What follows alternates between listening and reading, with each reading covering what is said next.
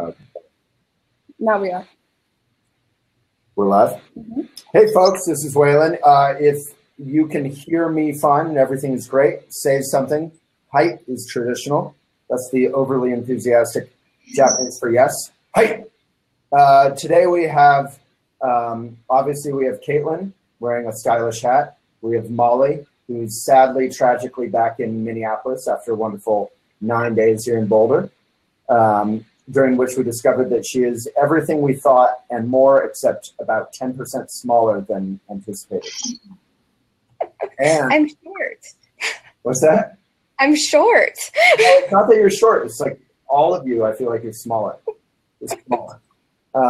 It's like yesterday we got a new stand-up desk from one of these, our partners or sponsors, and I assembled the whole thing, and it was like a mini stand-up desk, which is pretty odd. Like, I guess you're supposed to use it sitting down.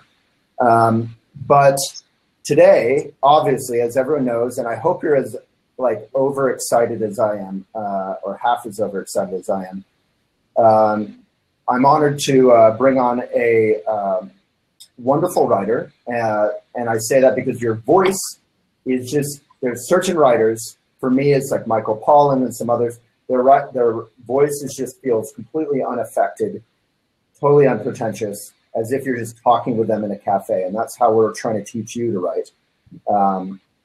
Lacking in cliche, rich in specifics, and also just ordinary and genuine. And that is Ada Calhoun, so welcome. Nice to meet y'all. Yeah. So what are we doing? Well, let's bow first. All right. Ada as our guest, let's explain why we bow, maybe. Okay, so we do start these meetings with a bow. So the bow is just the sort of Buddhist equivalent of a handshake. It's no big deal. But it is an opportunity to take the best posture you've had all day. So take your Wonder Woman, Superman posture. And then relax, so it's not uptight. Take a good breath, not a weird dramatic breath, just a nice breath. And then with respect and friendliness and a reminder of your mission in your own life, as well as Elephant's mission, which is to be a benefit to this crazy world, give it away. All right, so thank you again, Ada. And everyone, what preparation do they have for her? Have they read anything? Or? So in the LMS for this week, we stuck the video interview that Waylon and Ada did several months ago. And hopefully you're starting to think about who you are as a writer, what your goals are for this month. My hope is that you all use this to your advantage as you have a network of support, accountability, and people to push you to improve in your writing and get better at what you hope to accomplish. So people did read something? They watched the video. Oh, video? Yeah. Our video. Yeah, so I think without further ado, we can jump in. Maybe you can introduce a little bit about how you and Ada first met. And yeah, so Ada and I did a book reading together. Maybe Ada, I'll let you tell it since I don't want to talk the whole time. So we connected, I read a little bit of my book, and it was the book reading for your lovely new book. Yeah, so I thank you all for having me. It's a real honor to be here. I just reached out to Boulder Bookstore to find a partner to talk with at my Boulder Bookstore reading. And they just went on and on about Waylon, and then we got along really well, and it was really fun. It was a great event. Yeah. It was obviously very flattering to be involved, and it was fun. And we got dinner afterward and just kind of talked about writing, and Ada has been incredibly helpful and generous to me as a budding young writer. I'm rarely called young these days, so I'll call it to myself. I guess, so should I just go for it? Or what order do we want to go? So let's talk about Ada's path as a writer and how that advice might be helpful to our apprentices and auditors, writer's block. So you heard the lady, but basically, did you always want to be a writer? And then how did you go about making that, a vocation, not just a dream? And, obviously things have evolved rapidly with social media and all that. Just any general tips or advice you have for any wannabe writers here? So I did always want to write. When I was a little girl, I wrote books of poetry. And then when I was in junior high school, I was the editor of the school paper. And then in high school, I edited the school magazine. And so I gravitated toward magazines mostly because that's where there were actual jobs for writers. And why did you always want to write, like from the beginning? What was that attraction? Yeah. What was it about writing that was so attractive? I was good at. It was like the one thing that I just felt like I could make the world the way I wanted the world. I think that that's one real benefit of writing is that it helps you make sense of things and explain things the way you see them. I often find that I'll have a problem or something that's embarrassing or frustrating or weird. And if I write an essay about it, I'm able to put a frame around it and a narrative to it. And it actually solves it in my real life, in addition to potentially being of benefit to other people. And that's the quote. That's the pull-out quote, Molly. Someone write that down, because that's kind of what we talked about, is genuine writing is actually does two very magical things. Yeah. It's cathartic for yourself, because you kind of, as you just said more eloquently, you figure out if I'm lonely, if I'm angry, if I'm feeling lost, whatever it is, I can write about it. And if it's genuine, something changes, even if nothing changes. You're still sitting at a desk with a pen or a laptop, nothing's changed, but your mind has figured it out. Yeah. And I think, when I hear people talk about having writer's block, I think sometimes it's a function of being too calm, like too together in your life, and there's nothing to fix. So why would you write it? And I have friends who've had that experience, and I think that there's something to it, that to be a writer, I think, often involves some kind of tumult that you're trying to make sense of, or something that you see that you feel like other people don't see, that you want to point out to them. Maybe it's like a cultural trend, or maybe it's the way the light looks on trees, or whatever it is that you feel like is urgent. So I think that writing often comes out of urgency, and that writer's block often comes when you don't have that sense. I think that's why there are a lot of love stories, like your book, Waylon. Like I think that love is urgent, and so that's one reason I think people wind up writing a lot about that. It's a good modern love title, Love is Urgent, something like that. So, and the other thing you said, which is magical, is when it is genuine or cathartic, then it's of benefit to others. There's some natural, others who are going through anything kind of similar can connect to your writing through that. And I certainly feel that reading your voice, even though you and your experience is very different than me.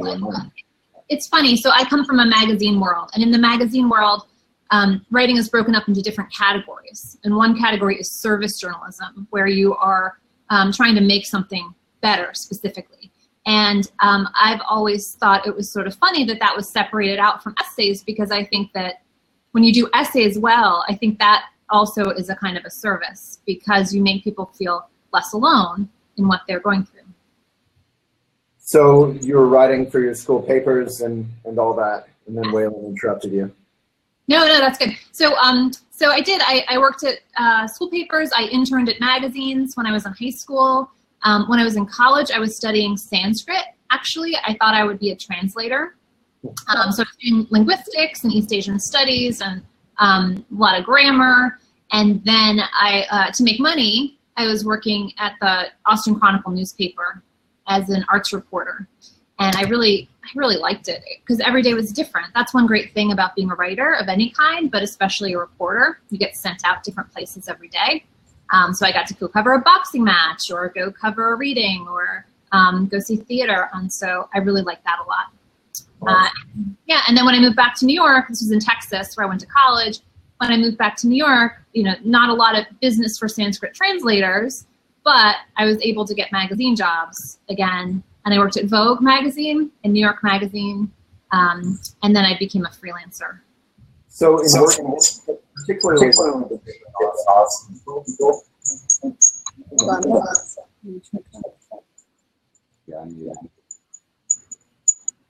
we're having some weird echoing. Very sweet. But so particularly early in your career, when you were at these newspapers and then magazines, did you learn some, journalistic lessons or magazine journalism lessons that were particularly helpful that you could share with folks? Yeah, I think quantity is valuable. I think writing all the time, as much as you can, for as many different places as you can, is what helped me. I think one mistake people make, I think, is to think that they have to only do one thing. Like they want to be a food critic, so they're only going to write about restaurants forever. And I think if you specialize really early, you miss out on a lot of skills and a lot of potential collaborators and editors and experiences that maybe change your path. So I think trying to write different ways, like even if you're a poet, trying to write short stories and trying to write journalism, or if you're a reporter like I was, trying to cover events of all kinds, trying to do profiles, trying to write short, write long. I think the more you can do, the better, because then you find your own voice. Right. Just jump in if you have anything. If not, I'll just keep going. Okay. So, and then, especially being in New York, it must seem like, you're one of a million writers, and it's this huge, just from the outside, from the Colorado cowboy point of view. Yeah. Well, gosh darn, New York seems like a pretty intimidating world. How did you find your way career-wise through that maze? It's funny. I was just talking to my son about this morning. He's 10, but he's in acting camp, and he's really into acting and doing theater. He just got cast as Oberon in Midsummer Night's Dream, and he was talking about it, and he was saying this really profound thing, which was that he felt like it was hard to find the balance between thinking you're really great and then what you need to get on stage, and thinking you have a lot to learn, which is what you need to get better. And I think that as a writer, I think that's what you have to grapple with. You have to you have the self-flagellating side, which says everything you do sucks, and you're never going to make it, and you're terrible, and there's a million writers who are better, which I have completely. And then you have to also have the I'm awesome, this is a voice nobody's ever heard, and then I have that too. And it's how do you get the balance every day and try to get the right one when you need it?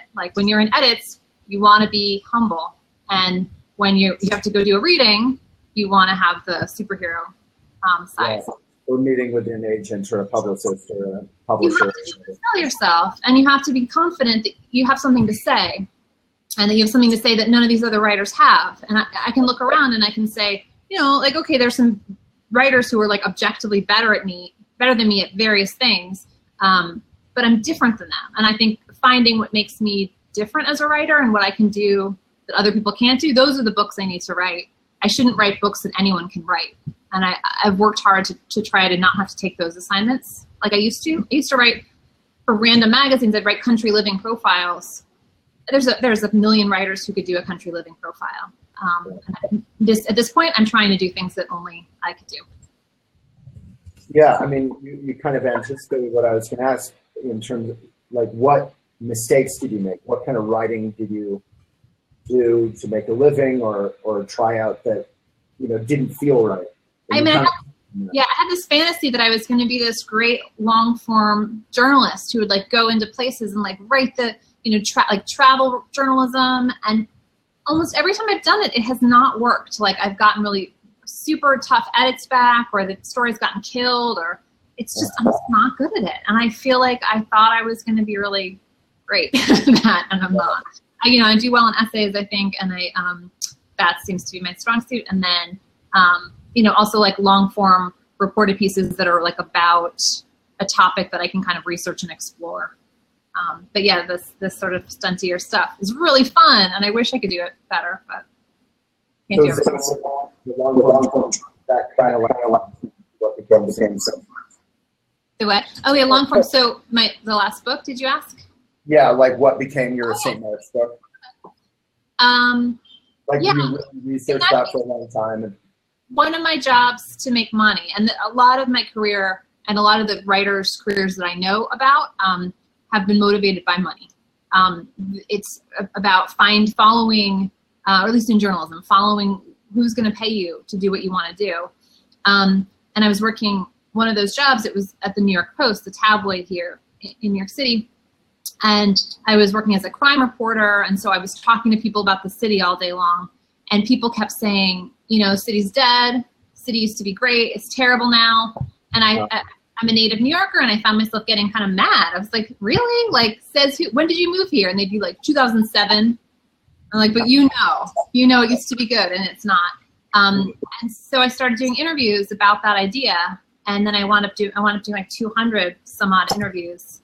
And when I was doing them, I found that almost everyone I talked to said the city had been great at one time, and I'd say when, and they would tell me a year, and it was like 1964 or 88 or 2005, and then it was almost always when they'd been 19.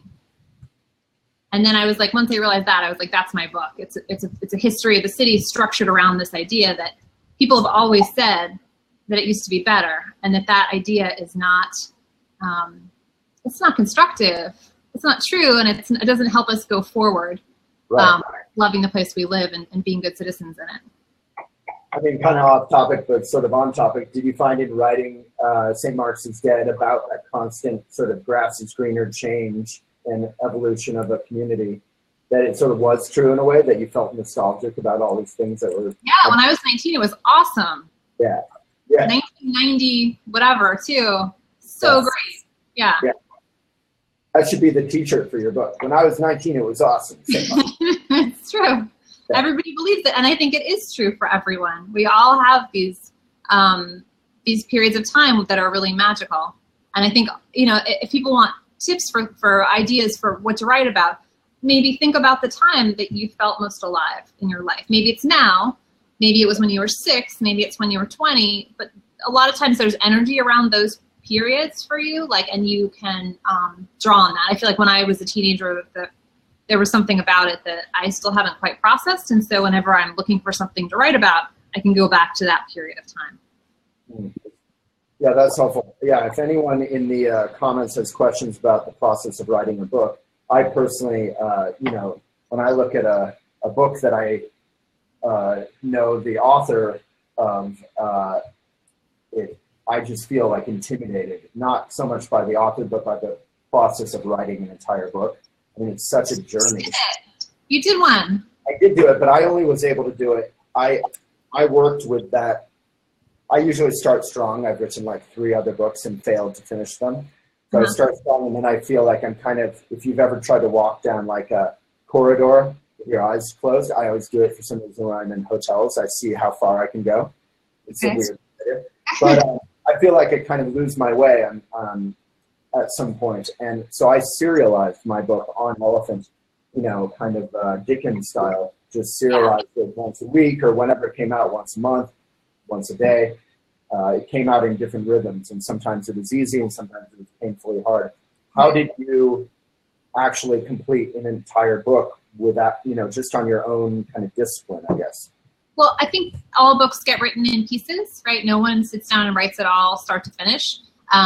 I went to the library a lot, and I would just sit there and with stacks of books, research, and sort of find things that were interesting and kind of put them all together. I put them on note cards sometimes and lay them out in certain order and try to think about what would make sense as like a beginning, middle, and end of a chapter or of a part of the book or of the whole book.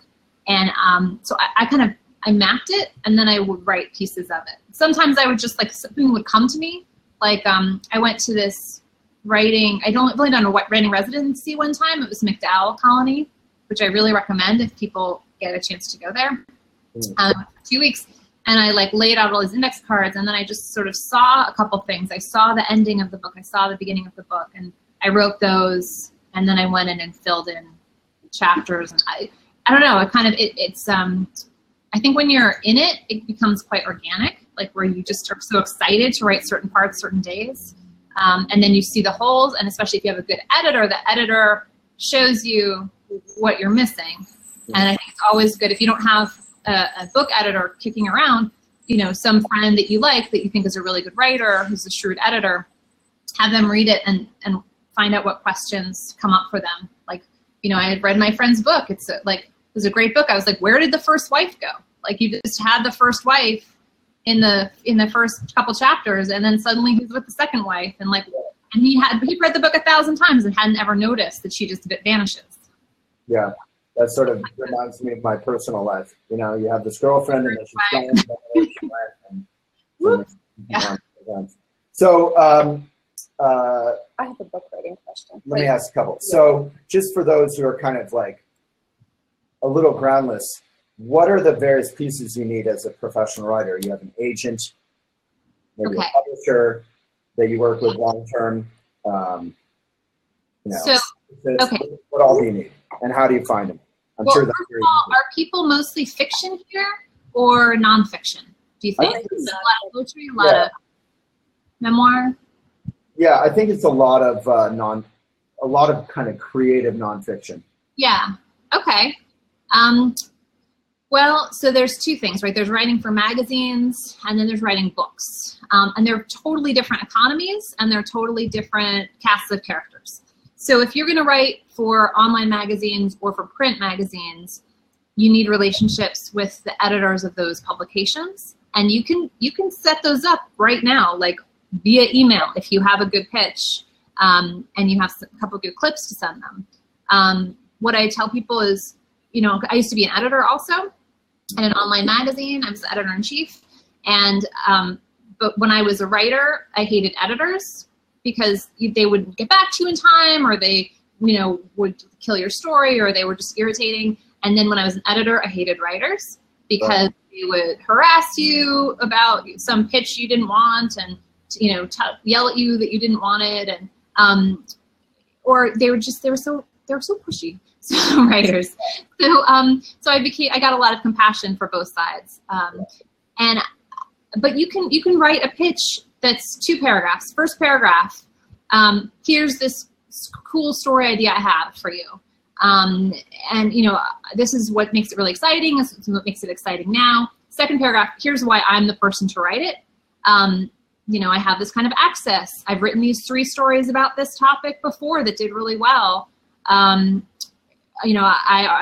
already have an interview set up with this exciting person nobody else has access to. Whatever it is, you say that, and you link to a couple of your pieces, and that's it. I mean, that's for magazine writing. You just do that 1,000 times a week, and just pitch and pitch and pitch, and you get rejected a lot. I mean, I still get rejected a lot. I've written for like every publication in the universe. I had a story idea a couple weeks ago, and I just tried everyone. I just kept trying people. Nobody wanted it. Still nobody wanted it. And in your mind, it's a good idea. Yeah. It was a good idea. I think so. Funny with your experience, and you obviously kind of know how to pitch at this point. I mean, people were like, a couple of people were like, yeah, that could work maybe. And then they would just be like, I'll just my friend, my editor-in-chief about it. And then 2 weeks would go by, and then I'd write and be like, hey, did you want that? I'm like, oh, right. Yeah, let me ask her. And then silence. And, it never ends. You always are going to suffer and fail. It's just at higher and higher levels. The money will get a little bit better, and the caliber will get a little better. But it's the same story. My best friend's a very fancy reporter, and she always says, if you're not getting rejected, you're not doing your job. So if you're a nonfiction writer trying to get published, and you don't have stacks of rejections around you at all times, you're obviously not doing what you're supposed to be doing. So you're not speaking out, you're not trying. Rejections are just getting rejected is part of what you're supposed to, is part of the job description.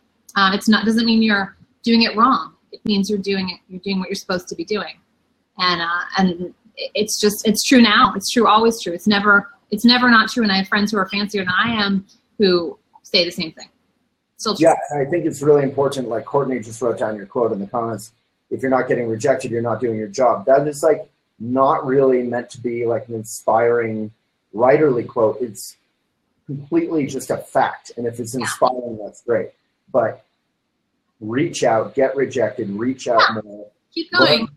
Learn from it, reach out. Just that's the process. I mean, I shudder to think about some of the pitches I sent early on. I think some of them were, probably 1,000 words, right? Just so much information. And I probably pitched things that I had no business writing, Beyonce is coming to town. I would like to profile her. So does everybody else, whatever. And I think just over time you learn and you establish relationships, and all these things run on relationships. So you do a really good job on something, and then the editor wants to use you again. And then you just, over time, you get a reputation as being somebody who's reliable. Yeah. And I think being extremely friendly is underrated. I think there's this fantasy of like diva writers, but I don't know one person who's successful in either books or magazines right now who can't have relationships with people that are, you know, built on mutual trust and respect. Right. That's why I had to become a publisher and the editor-in-chief, because I was so I did a lot of magazine writing. When I went to Boston University for magazine journalism, did a ton of magazine writing. I actually had really good relationships, but Sure. one thing I found is it was so much work to write a good story, and then let alone all the discussing with the editor and that stuff. And then there wasn't a lot of money. You know, admittedly, I was starting out. So how, just on a basic level of paying your bills, Yeah. you're pretty darn successful right now. How are paying your bills through magazine writing? Is that possible? It's still really hard. I mean, like, not to go get my balance sheet, but it's not great. The thing that I found that works for me is to have a diversity of different sources of income. Mm-hmm. So, and most of my friends who are writers professionally do this too. They have, you know, say they have a teaching job, and they write for magazines, or they write books, but they also do, you know, a contributing editorship at a magazine.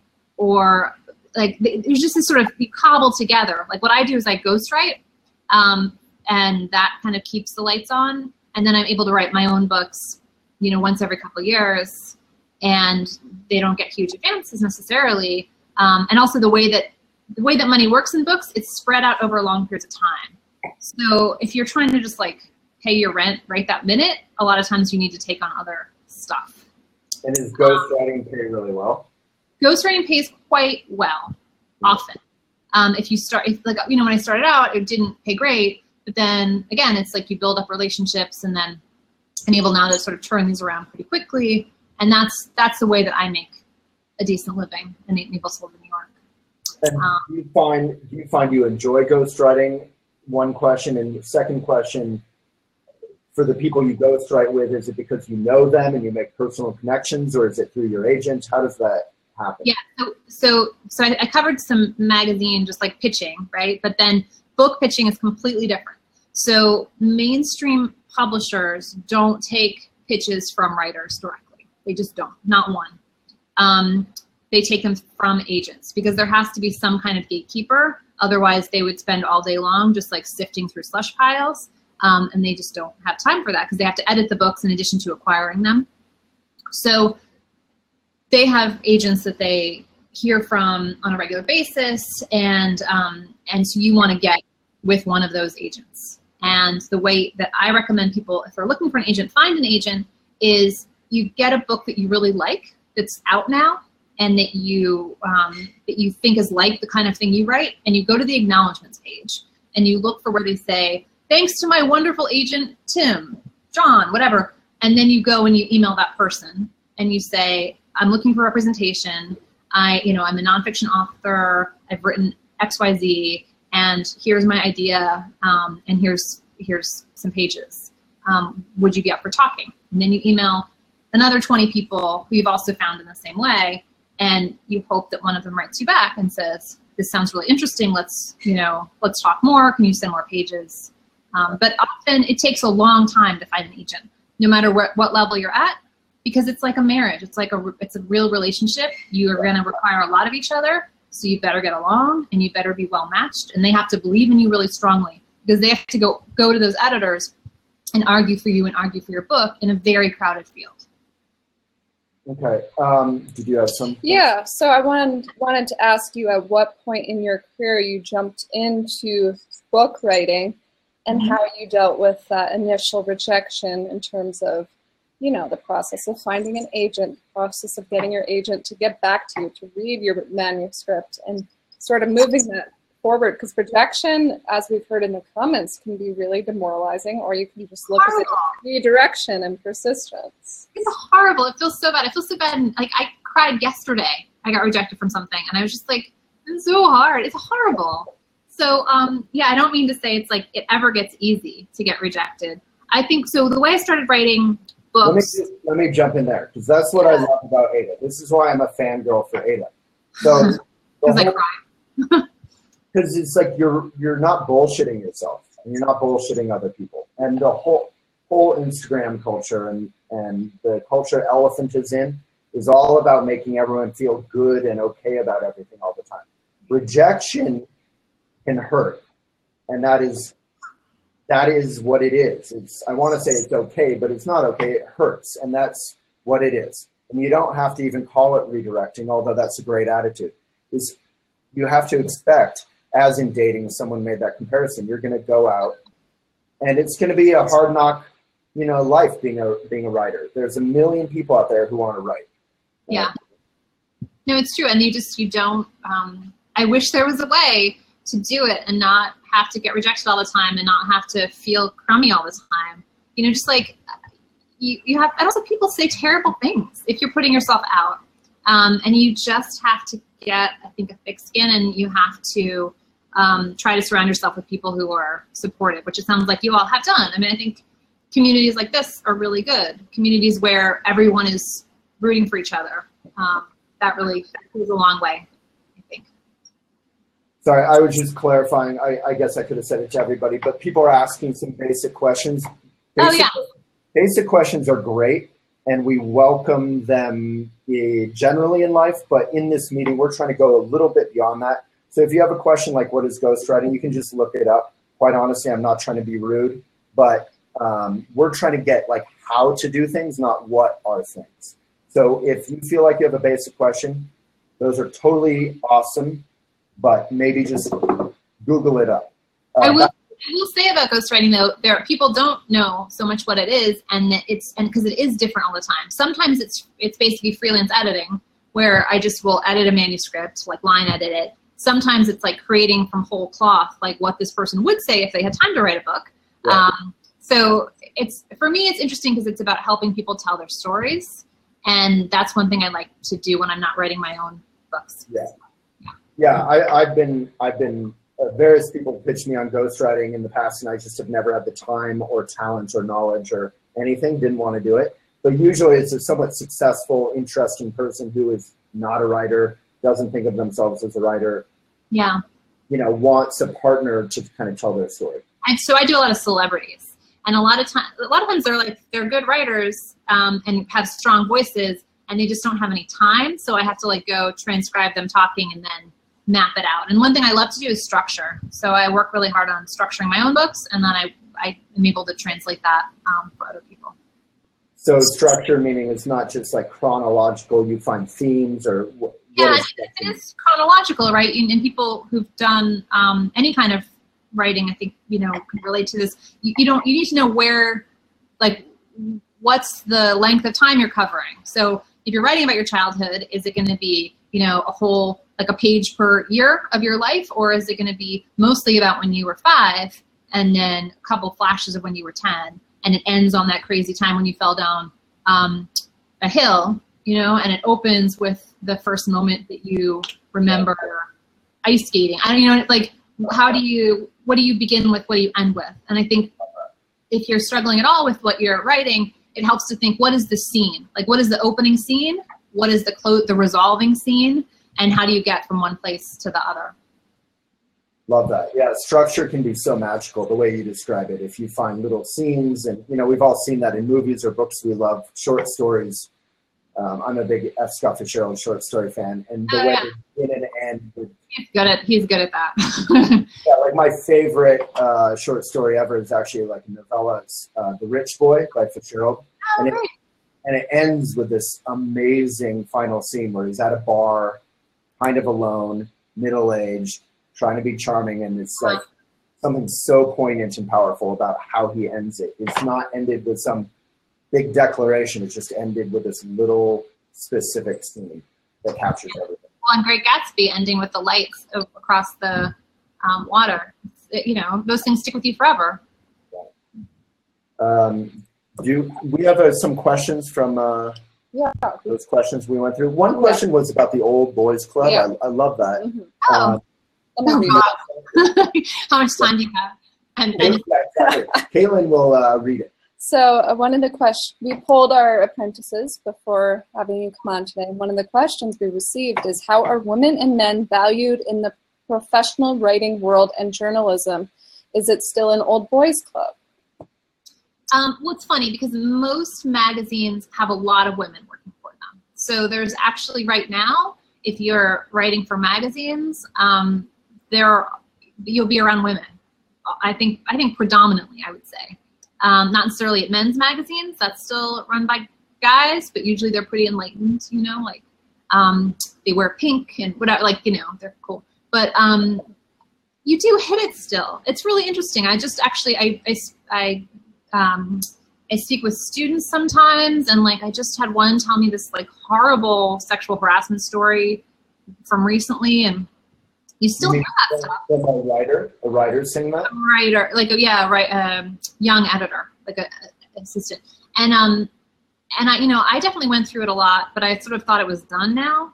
And what you see, I think, more often than not is like people trying to control you by telling you how they see you, like saying you're not good at this kind of writing, you're good at this other kind of writing, or I don't just stuff. And I think in those moments, like you want to balance, right, the feedback from people who are in a position of authority. Usually you want to take that seriously, but every once in a while you get some, and you'll just feel it's wrong.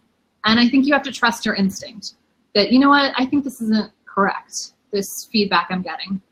And maybe it's motivated by something else, like this person wants to be like my dad or my boyfriend or something like that. And that's, for me, how the Old Boys Club manifests itself, is in this sort of this paternalistic, sometimes creepy commentary. Right? And then there are the cases of like overt harassment, which I've been shocked to hear about still existing. Yeah, there's subtle things. Sorry. Yeah. There's subtle things, like I had an ex-girlfriend who was very well read on this sort of general subject, and she pointed out some studies to me. I'm a boss, and I have now 28 employees who I work with. And she pointed out these studies where in meetings, something like 85% of the people who talk, or maybe 85% of the talking is by men. Yeah. And men interrupt like 5 times more. Right. I mean, that's true in academia too. It's true in, I think, almost every workplace that there's a certain amount of confidence that I think men tend to bring into situations like that, including editorial meetings. And so if you're a woman in those worlds, especially in sort of more male-dominated aspects of the writing world, like I think national news reporting is still quite male, things like that. You need to maybe, if you're a woman, be conscious of the fact that it's a little bit of an uphill climb getting people to pay attention to you or take you seriously. Yeah. Yeah, and I think probably race also was in those studies. I think race is a huge factor. I think that's, even doubly so. And I think, that's as far as Old Boys Club of like getting jobs and things like that, people do seem to want to hire people who make them feel good and comfortable. And if you are coming from a different culture, or if you're an old man and this person you're potentially hiring is a young woman or is, a person of color, it's harder for them to be like, yes, come aboard. And it's a problem. And there are a lot of diversity initiatives that I think are really great that are happening right now. Yeah, Leon Tan has a question about race representation at Elephant. Not sure if you mean the staff, which is, I would say, like probably 95% white and 75%, 85% female. Our readership is generally female, and our staff tends to be that. The academy, which is obviously open application, tends to be largely female. We have no info about race with the academy, but our whole demographic, somewhat sadly, as I always say, like caring about the world, environmentalism, women tend to be more interested in those kinds of things in terms of subject matter, in my experience. I wish, we have sort of a reverse problem, at least gender-wise, where it's very hard to get men to engage in almost any of our subject matter, like meditation, environmentalism, these things, family. But I think, I'm not that motivated about quota kind of stuff. I'm more motivated about being accessible and being aware. Like the meeting thing really blew my mind because it made me more aware that even if I always say that, you know, elephants are matriarchal and elephant is pretty much the same way. I just get told what to do basically by everybody. But it made me more aware that am I interrupting people when they're trying to say something intelligent, you know? Anyway, I think awareness is a good thing. Not political correct kind of. I think people are more conscious too, and I think that in general, editors want more diverse voices. They are more conscious today, I think, than they were when I started in journalism about blind spots they might have, and I think, you know, that's something you can make a case for. You know, if you're a writer of color and you can write to an editor and say, you know, here's this amazing artist or something that you might not know about, but that, you know, is huge in the Black community, and here's why your readers would want to know about this person. Things like that, I think, are very appealing to editors. They don't want to feel like they are missing out on things. So if you're able to offer that, I think that's real value. I saw somebody who said on the side, how do you locate the correct contacts for sending pitches to? Like, I just wanted to say real quickly, like, that is one of the hardest things, is to find the right person. So mastheads are the best place. You find like the articles editor if you're pitching an article, and you email them. But there are also a bunch of like sites that have things like that. Like one is called Min Online, Media Bistro. There's various other ones. You have to hunt, you have to Google a lot. Yeah. It takes a lot of work. What's that? It takes a lot of work. It's like, you know, it's a couple hours on the they're like Times Magazine. Yeah. I know them. Yeah, so can I jump in? Yeah, I mean, I would say on the masthead stuff, I don't actually, when I used to do it, it's not always easy, but it's one of the least difficult things. I found it much harder to kind of find, you know, get pitches through that I actually would enjoy writing and get paid well and those things. I think, you know, Ada is testament to how supportive and cooperative many writers and editors, and it's a real community, even if you're not in New York, especially with social media. Like, I use Facebook. I used it today. I'm asking about, or a couple weeks ago, I want to roof my house with in metal roofing. So I asked, who's the best metal roofer? And I have probably 100 comments, you know. So if you apply that to, hey, does anyone know anyone at Facebook or at New York Times or wherever I'm always trying to connect with Facebook for our difficulties. No, it's totally good. And also now, you know, I don't do a lot of Twitter, but I have friends who do tons of it, and they've made connections and friends via Twitter with editors that then they later contact about stories, or with other writers that then they become really good friends with in real life, and then who they can get advice from.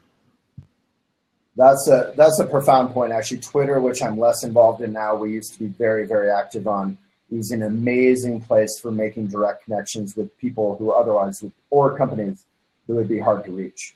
Yeah, and I do that too. Sometimes I'll search on Twitter. I'll search like travel and leisure editor, and then it'll come up with like 5 people, and I'll be like, oh, I know this one person. Met him at a party, like, and I can, you know, see his email. And so what I would say with that is what's coming up for me, you know, if you're pitching to an editor on Twitter or on social media, you really just want to be yourself and be genuine about what you have to offer, rather than, you know, kind of making yourself into someone that you're not. Do you structure these social media pitches differently than a written pitch that you might send into an agent or a publication? Well, I don't think I've ever like pitched anything via social media. I think what you can get from social media is a knowledge of who people are and what they're looking for.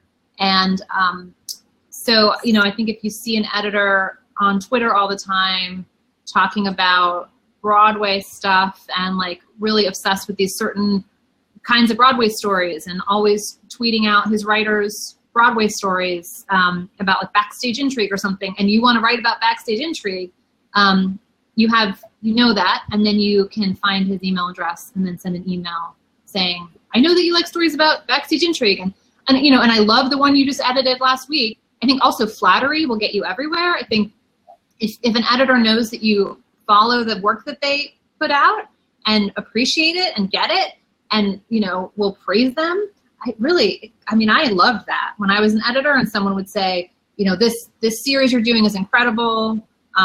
you know, because XYZ and whatever, like somebody noticed. It's so sweet. People toil in the salt mines all week long, and then you get an email like that, and it can make your day. So yeah, so I wouldn't pitch via social media. I would use social media to craft the pitch better. To connect. Via email. I always pitch only via email. Don't call. People hate the phone so much in the magazine world. It's hilarious. Yeah, nobody ever picks up their phone. Yeah, Twitter is amazing for, as Ada said, finding the right person, connecting, kind of charming, flattering, retweeting. If you have a good following, it's a great way to retweet. Just to retweet with a little comment, it's a great way to show off. You have a couple 100,000 fans or followers, and then, as you said, you could DM them, I think, but you would do a proper pitch once you say, hey, can I send you a pitch about this photo?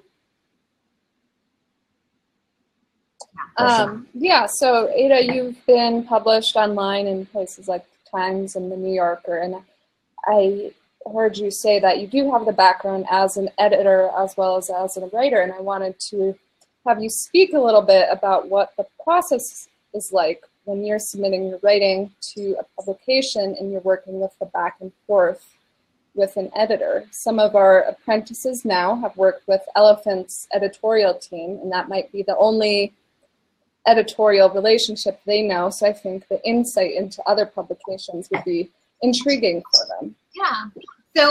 So every book editor and magazine editor is totally different, and it's like I said, it's a relationship. So there's people you'll just get along with great, and I have editors who, you know, they'll be like, hey, do you want to write this story? And I'll say yes, and then I'll go write it and send it in, and they'll say, okay, great. Like, let's move this paragraph up here, and let's change this ending, and have you contacted this person? And I'll do those things and then send it, and they'll be like, great, and then it'll run. So that's the dream scenario. That's like what you want. Sometimes it gets a little more complicated, where you pitch something and then you send it in, you know, they say yes, you send it. They don't like it for some reason. And then sometimes some editors are really good in that moment. Some people shine and they say, I don't like it because it is too, I don't know, too academic, or it's too silly, or it's too much about this one character I didn't like. Is there anybody else who could center it around? Or they give constructive feedback. You want that. That's a good relationship, because then you can do it. Sometimes editors will say, I don't know, it's not quite working. Go work on it more, or something vague. And for me, that's always a kind of nightmare scenario, because if it's like, I know it, I'll know it when I see it. For me, that's like a bad situation. So I don't thrive under those circumstances. Some writers do, I think, but I like the relationships where you're actually getting information from them, and that you're working together toward a common goal, which is to get this thing published and to have it would be really great. So I'm going to keep asking questions. Do you have questions? Yeah, but you can keep going. What are the questions? Let me see. All right. I want to ask specifically about women. And some edits are really brutal, I'll say too. Like, I still get really brutal edits sometimes, and it's what they need for their magazine. And you can choose to not do it. But I think in general, especially when you're starting out, I think taking all the edits and finding ways to keep it in your voice is a really good exercise. Yeah, so Greta, with self-publishing and promoting, I could probably speak to a lot of that, but in terms of promoting and the tour, so I did want to get specifically to the book you recently published. So did that basically begin with the very viral, I forget what it, if yeah, it was the New York Times, New York Times or something? What's that? Number like 40 or something for the Times for the year, yeah. I mean, that's insane. So how did that, can you just tell us that story? Like, you already probably had a good connection in New York Times, you'd written some stuff. Yes. Yeah, I've been writing for the Times, occasionally as a freelancer for 10 years, and I'd written one other column for that, one essay for that column before, a couple years earlier. And then I had this fight with my husband, and I was like, I should write about this immediately because it will make me feel better. And so I did, and I sent it to this editor, and it's funny, I just saw him. I hadn't seen him in a while, and I'd forgotten. He said he called up our correspondence, and he said that he almost didn't take it, that he didn't write me right back. And then finally, after like a month, I'd written him twice to check in. And finally, he'd been like, yeah, I like it, but it's still too short. Do you have any more narrative to go in there? And I said, yes, I'll send it to you today. And then I did, and I sent it back to him. Another month went by. By that point, I had a job editing, and I said, I wrote him and I said, hey, I'm assuming you don't want this. I'm going to use it for the magazine I'm editing.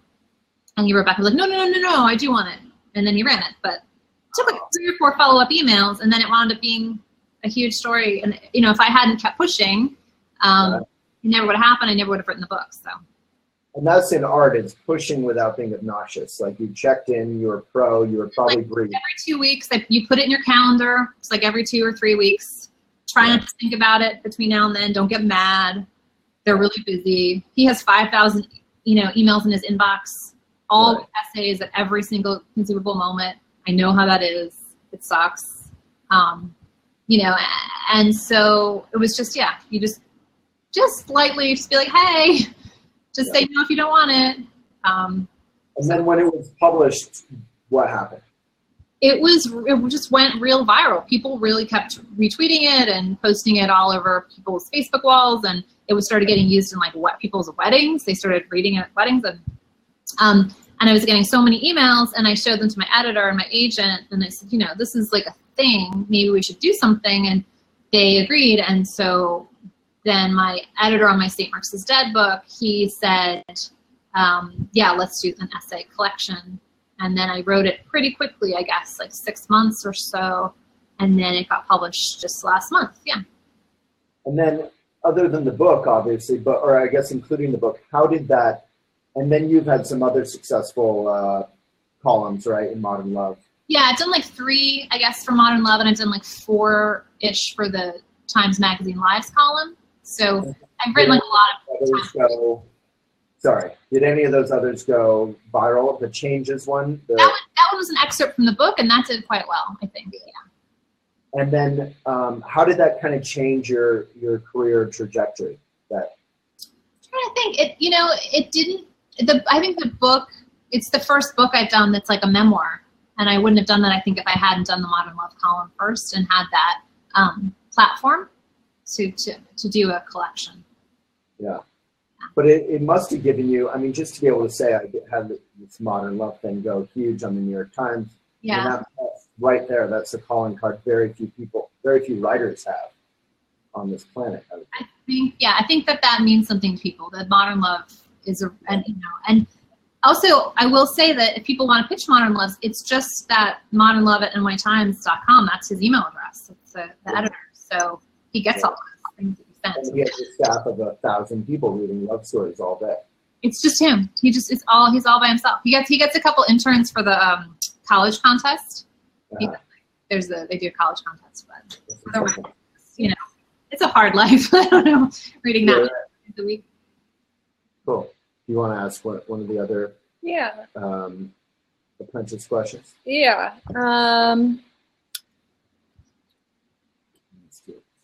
Yeah, go ahead. So what advice would you give someone who is still in the idea phase of their work? And I'll add on to that, when you're in the idea phase of book writing, are you setting aside time where you're alone and you're just writing for hours at a time, or how do you approach that creation of a new work? Well, every writer I know works differently. I guess because I have a kid and because I have to do money stuff all the time, and clean the house and like all these annoying things, I don't almost ever get time to just sit and like think. So I've basically adapted to where I can come up with ideas on the subway or walking down the street, and I keep a notebook and I just jot down ideas. Right now I'm in this idea phase where I don't really know what to do for my next book. Open to suggestions. So I have a lot of different things that I'm like working with, and basically I just try to look at the notes that I write down, on the way to camp drop off or whatever, and to sort of see what's the most exciting and giving me the most energy. And that I'm kind of gravitating towards. So if I'm going to the library and getting out like a million books about something specific, and that's what all my notes are about, I know that's my next book. But that hasn't really happened yet to me in the last few weeks. So I'm compassionate when people say that they have too many ideas or not enough ideas. I think that's a big part of the struggle. And let me add on another question along that line is, what do you do if you get going with an idea and you seem to hit a wall with structure, with writer's block? Do you let it go? And this is Sarah's question. I think we've gotten a couple of them. Yeah. I mean, I have a million ideas that I started doing and then haven't finished. I have a novella that I wrote and that like will never see the light of day. I have probably 5 book proposals that I wrote that I was sure I was going to do as books that either people didn't want or that I just lost steam on. So I think that's part of the process is just you don't have to finish everything you start. Yeah. Yeah, I mean, for me, maybe this will spark something interesting. This is a somewhat different point, but it's probably good to touch on, is the editing process. Once you've actually written something, I personally, like, half my chapters came out, like, full born on a lotus leaf, like an enlightened being, like, I barely had to touch them. And then the other half, it was, like, pulling your intestines out. I mean, writers are known for glorifying and being melodramatic about the process of writing, but it was like so hard and it came out so clunky and so full of cliches. How do you deal with editing your own work? Obviously you have editors as well. What's that process like? I mean, I go back over and over everything, and one thing I find really helpful is to print things out. Sorry trees, but like printing out things and like actually writing in pen, I'll find that things look on the screen, they look fine, and then I start reading it on the page, and I wind up covering it with ink. So, yeah, that's a good tip. So one thing I love personally, I'm probably a somewhat rare breed. I feel like most writers like no distraction. They like writing in a corner of their house or their apartment. I love to write in cafes. I might find a safe nook, but it gives me some of that kind of community. It wakes up a social part of me that is part of my writing style. Do you ever like to write out in the world? I mostly do that, yeah. Yeah, you were writing in a library that's similar, maybe? I do, yeah, like libraries and cafes and bars during the day when they're closed or whatever. Like I'll find any place that has like a table, and then I put headphones on usually. I listen to like loud music, and then just I can write anywhere. It feels like, I could be absolutely in airports, buses, like whatever. So I think it's I have a lot of friends too, especially if you have kids or a lot of work obligations or something like that. I think cultivating flexibility about where you write and what conditions you can write under is a real strength.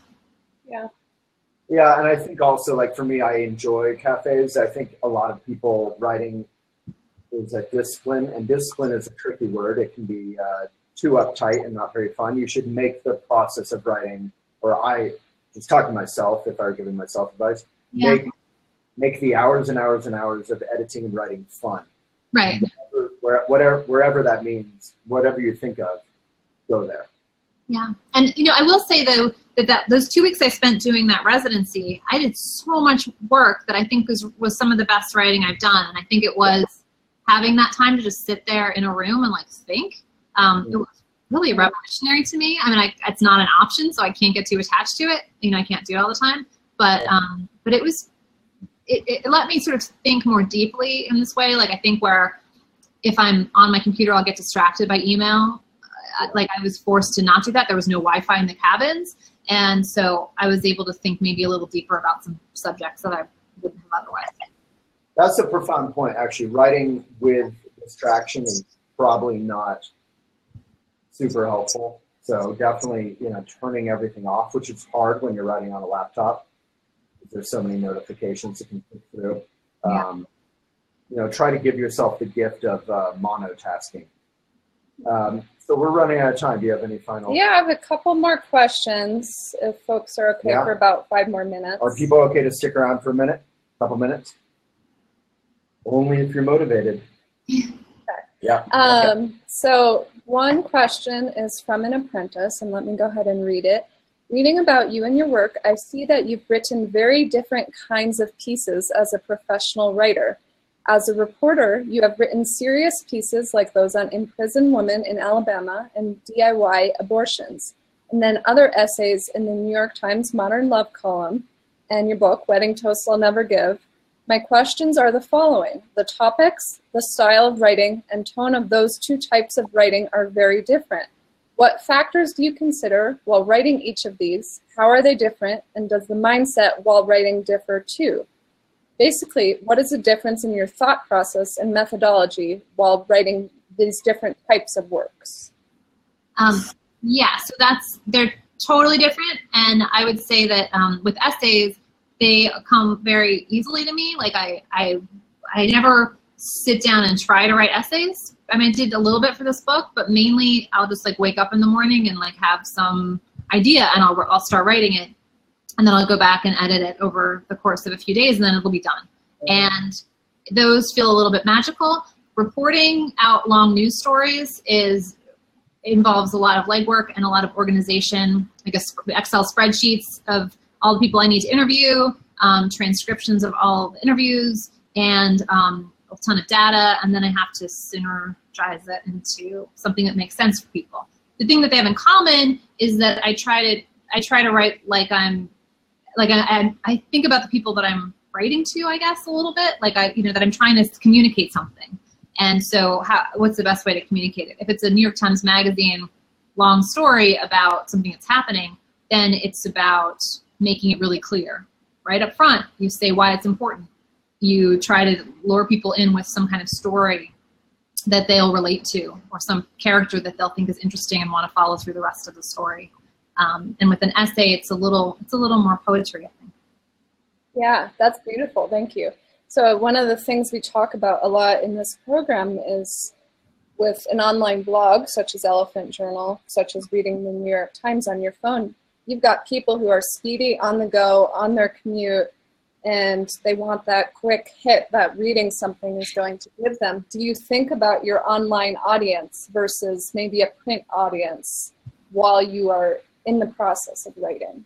When I was an online editor and I had to edit blogs, I did, for sure. I worked on headlines and creating, regular features that were sticky, as they say, like people would keep coming back to them. But when I'm writing my own stuff, it's kind of for the editors to worry about. It's how to package things. You don't write your own headlines very often, that they handle all that stuff. I think the one thing that all those different kind of writings relies on is story. I think the brain is programmed to take in information as a story and as a narrative. That's what we like, human beings. So whether you're telling a story about some news case or your own life, I think just focusing on the narrative, like what it sounds like, what it feels like, what it means in a narrative way, that I think is across the board the most important thing to nurture. Wonderful, wonderful. I have one final question I would like to ask. I know Waylon has his writers who he admires, such as Jack Kerouac, and you can name a few others if you'd like. I don't know. Ada Calhoun. Yeah. My mom. I have my writers who I look to when I'm stuck or feel like I have something to say but just have writer's block. I admire Elizabeth Gilbert, Glennon Doyle Melton, Brene Brown, and I'm curious if you have those writers in your life who you look to when you just need that extra dose of inspiration or perspective. Well, so I really like funny stuff when I have a choice of what I read. I write a lot of book reviews, so I get forced to read a lot of books that I wouldn't necessarily pick out, which I like because it broadens my horizons. But when I have a choice, I read P.G. Wodehouse, I guess, or Don Powell, or these other sort of comic novelists is where I go. Nice. Can I ask you a question? So, final question. I don't even know what the question is, but what I love about your writing is just simply your voice. It feels very you. It feels Like there's not much between you. Like I feel like I'm sitting in a cafe talking with you like you're my friend. How do you keep that? How did you get to that voice, which is very simple, yet allows a lot of warmth, a lot of you to come through? Because I think a lot of people, like when I was a kid reading Kerouac, I suddenly tried to write like Kerouac, and then I tried to write like whoever else I fell in love with. And eventually I kind of relaxed and just got down to my voice, whatever that is. So just a very basic question about voice. Well, I think copying voices is a way to find your voice. So I think trying to write like Fitzgerald or Kerouac or whoever you like, mimicking them, I think you keep doing that enough and you see what's left over. You see what, what's not quite them, that's you. And I think that's a valuable exercise. So I commend your childhood self.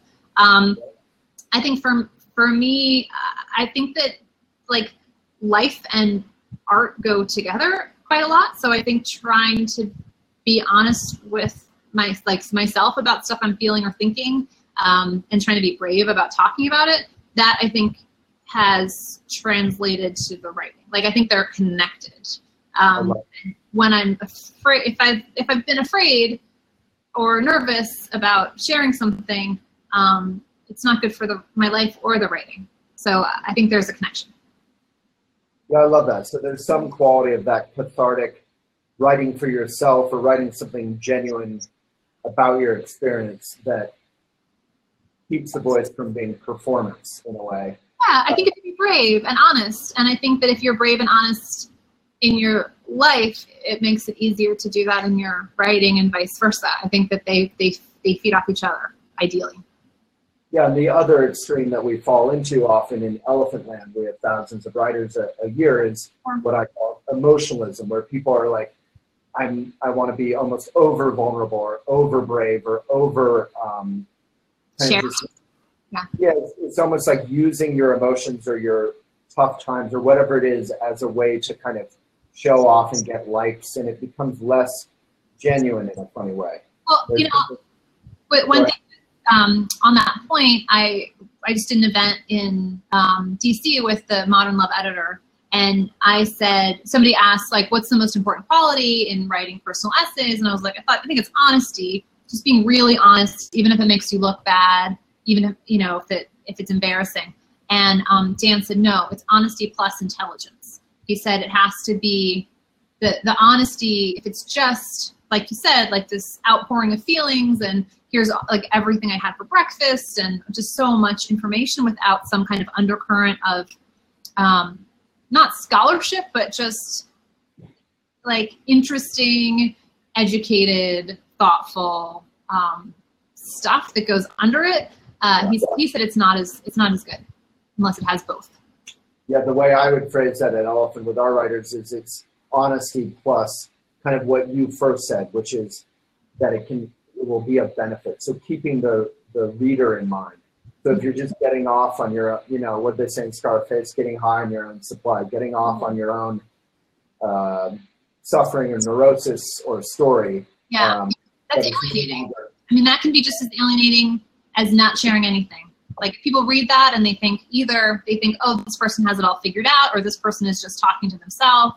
Like it feels bad when you read that stuff. Yeah, and if it's unnecessarily sort of vindictive to someone else, but that comes back to that benefit. Yeah. All right, well. Yeah, we get some articles like how my insane, toxic, evil boyfriend ruined my life in 14 steps. And you're like, okay, let's take a step back. My friend who's a musician and also a therapist has a song that's called My Therapist Says, and it's like, my therapist says you're a sociopath, my therapist says you're borderline, like all the choruses. It's funny. Yeah, that's good. Yeah. Well, thank you, Ada. It's been a pleasure. And everyone in the comments, if you feel inspired to say thank you, please say whatever you like. And Molly, thank you so much. And Caitlin, thank you. Thank you, everyone. Thank you, Wayne. And I hope all of you Google Ada if you haven't. I know we've already sent you lots of stuff and you're required to watch. It's not a read. Or read her new book, which I took the book cover off of, but the jacket. But Wedding Toast I'll Never Give. It's talk about a fun read. It's super fun and meaningful.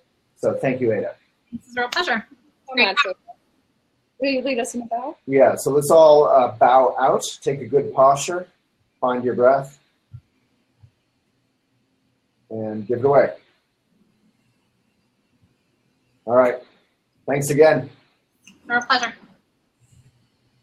Do we want her to stick around or? No, Instagram? we're good. We're good at it. Thank you. Okay, bye. Thanks again. It's fun. Yeah, have a good